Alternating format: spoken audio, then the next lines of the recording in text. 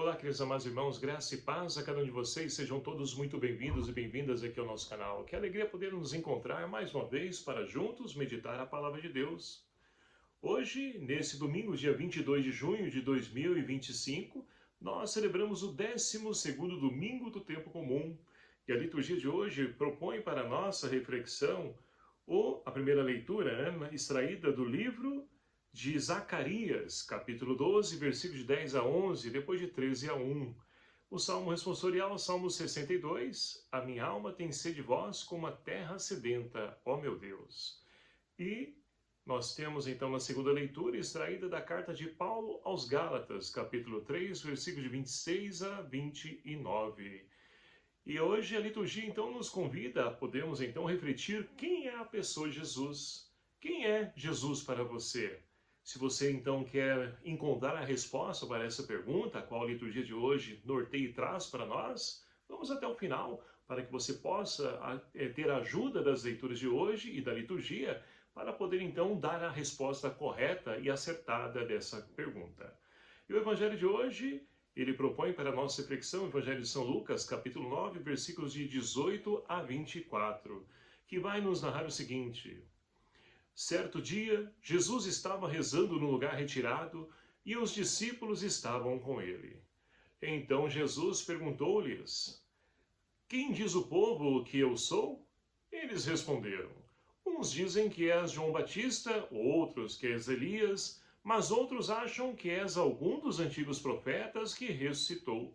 Mas Jesus perguntou: e vós, quem dizeis que eu sou? Pedro respondeu: o Cristo de Deus. Mas Jesus proibiu-lhes severamente que contasse isso a alguém e acrescentou: o Filho do Homem deve sofrer muito, ser rejeitado pelos anciãos, pelos sumos sacerdotes e doutores da lei. Deve ser morto e ressuscitar no terceiro dia. Depois Jesus disse a todos: se alguém me quer seguir, renuncie a si mesmo, tome a sua cruz cada dia e siga-me. Pois quem quiser salvar a sua vida, vai perdê-la. E quem perder a sua vida por causa de mim, esse a salvará. Palavra da salvação. Glória a vós, Senhor. Meus queridos e amados irmãos, nós então retomamos ao tempo chamado comum. E não é porque é um tempo comum que deixa de ter o seu valor, pelo contrário. É no tempo comum onde nós vamos então ver e perceber o agir de Jesus na vida, no cotidiano, no dia a dia das pessoas. E isso muitas vezes vai nos ajudar a entender e a compreender que Deus então, ele não se ausenta, ele não se distancia de nós. Pelo contrário, somos nós que nos afastamos dele, nós que nos distanciamos dele.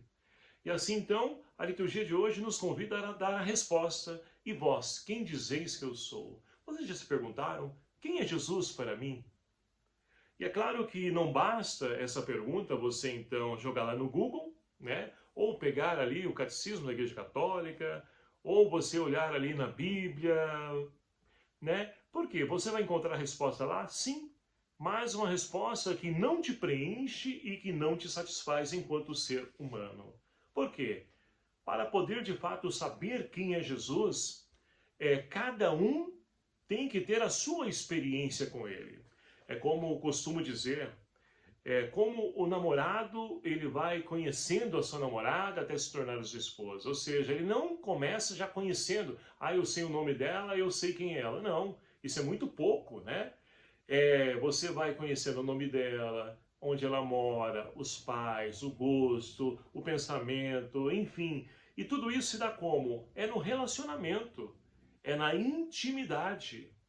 E é por isso, então, que nós precisamos do auxílio e a graça de Deus, porque até mesmo para poder entender quem é Jesus, quem é Deus na nossa vida, nós precisamos da ajuda dele. E é por isso que, então, nós celebrávamos domingo passado a festa de Pentecostes, a solenidade de Pentecostes. É o Espírito Santo que vem nos ajudar a entender, a compreender quem é Jesus. Porque, meus queridos amados irmãos, nós fomos criados à imagem e semelhança de Deus. E nós, na medida que nós vamos entendendo Deus, nós vamos também entendendo a nós. Ou, pelo menos, como deveríamos ser nós. E aí nós vamos então mudando, melhorando enquanto ser humano. Então, olha só, a primeira leitura de hoje extraído então do profeta Zacarias. Olha que interessante, né? O que diz aí o livro de Zacarias. Assim diz o Senhor, derramarei sobre a casa de Davi, sobre os habitantes de Jerusalém, um espírito de graça e de oração. Eles olharão para mim, ao que eles feriram de morte, hão de chorá-lo como se chora a perda de um filho único. E hão de sentir a dor, olha só, que se sente pela morte de um primogênito.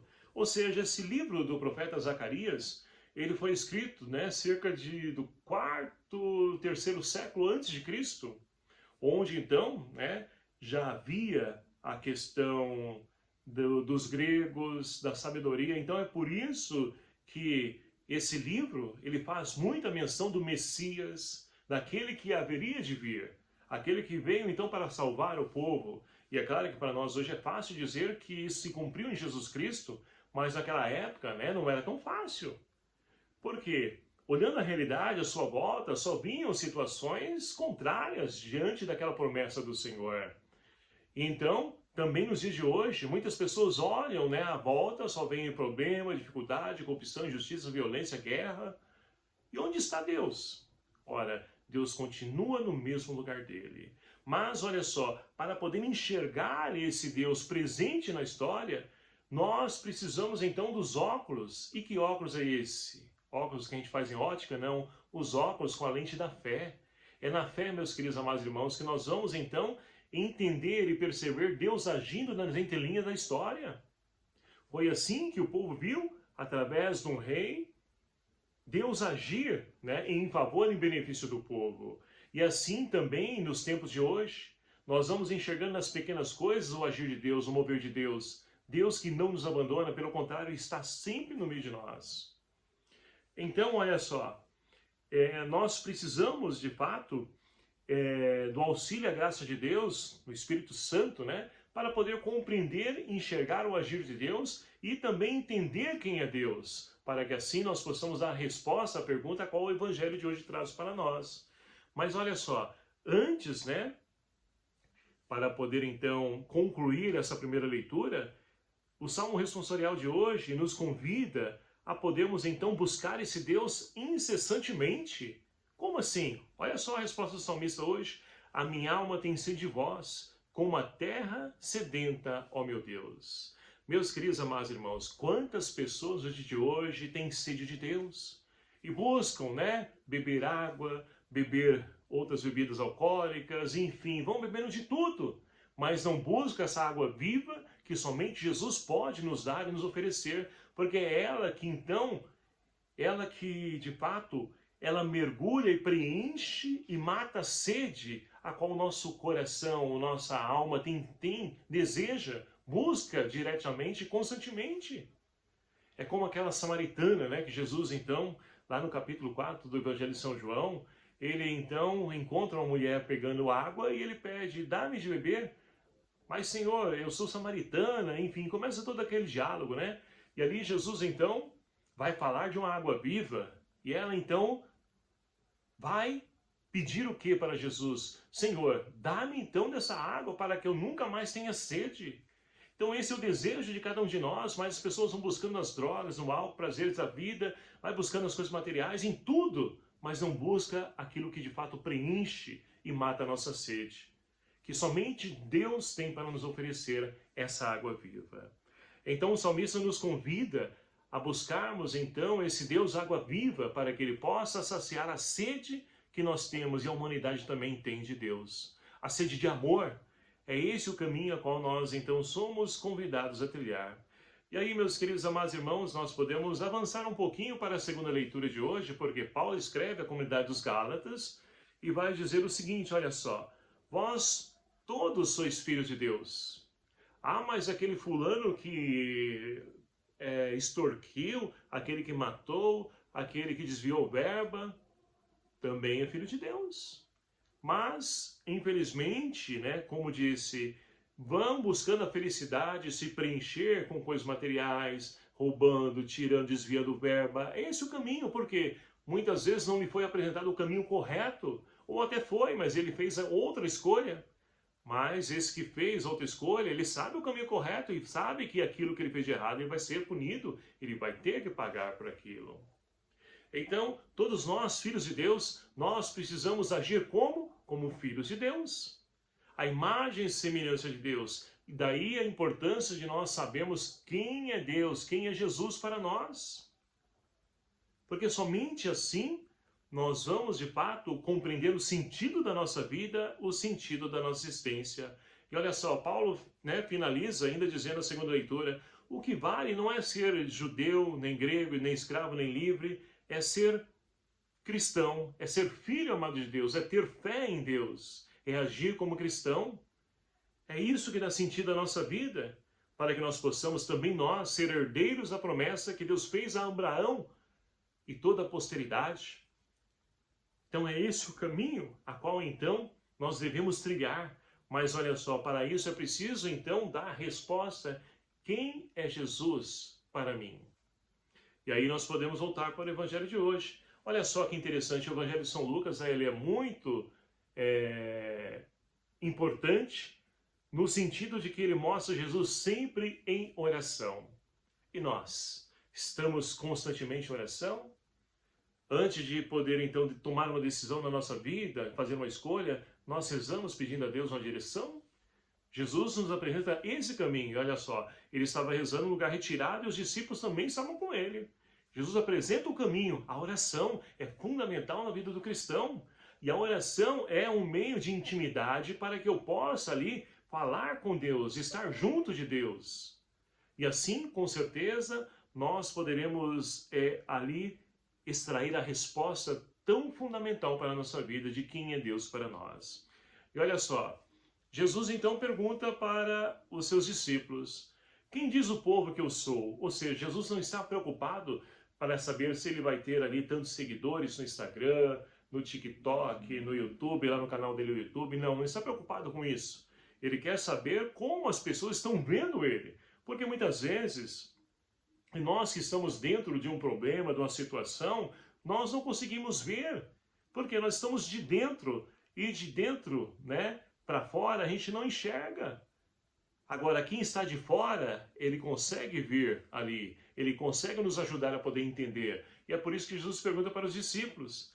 E olha só a resposta, a qual então Jesus tem diante da sua pergunta.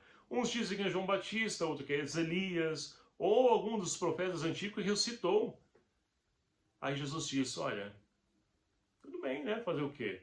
Acha pelo menos que eu sou alguém enviado de Deus, algum profeta pelo menos. Mas diz uma coisa, e vocês? Quem eu sou para vocês? Pedro, que é a liderança da comunidade, vai tomar a iniciativa e vai dizer o seguinte, tu és o Cristo de Deus. Ou seja, o Cristo ungido. E aí Jesus, olha só o que ele vai pedir para os discípulos. Jesus proibiu-lhes severamente que contassem isso a alguém e acrescentou, o Filho do Homem deve sofrer, ou seja, ele anuncia a sua paixão, morte e ressurreição. Mas a pergunta é, por que Jesus então proibiu os discípulos de dizer quem é ele? Ora, a mentalidade do tempo esperava o quê? Um Cristo ungido que viria então ali assumir o domínio do império dos romanos e iam ali então batalhar através daquela luta de violência, guerra e ia assumir ali então o seu poder. Mas Jesus então proíbe porque não é esse tipo de Messias que ele é. E que infelizmente estava até mesmo na cabeça dos discípulos. E muitas vezes está também na nossa cabeça. Nós achamos que Deus é um glorioso, onipotente, que ele resolve tudo, ele resolve, faz tudo. Sim, faz. Ele tem poder para isso. Não estou questionando isso, mas do que adianta Deus então vir aqui, instaurar o reino, sem apresentar um caminho para poder manter esse reino de pé? Então Jesus, ele apresenta o reino de Deus, mas apresenta o caminho para que esse reino seja construído. E não é através da guerra, da violência, da espada, de fama, não. É através do amor, através da entrega, do serviço, a doação. Esse é o caminho para que então as pessoas possam compreender que O reino de Deus é diferente do reino desse mundo. E olha só, quando se fala de um reino de doação, de entrega, de dor, de sofrimento, muitos se afastam. Muitos não querem nem saber desse negócio de religião, de fé. Não é à toa, né, que o último censo levantado pelo IBGE tem mostrado o crescimento, né, enorme de pessoas que se afirmam ou denominam, né, como que não tem religião. Ou até mesmo pessoas que se denominam ateus, que não acreditam, não confiam em Deus. Então olha só, por quê? Deus ele vai exigir de nós uma mudança, uma transformação, uma conversão. E quando se fala nisso, muitas pessoas não querem nem saber. Então é por isso que Jesus diz, olha só, o Filho do Homem, ele vai sofrer, vai ser rejeitado, é esse o caminho. Mas olha só que ele vai ressuscitar. A morte não terá a última palavra.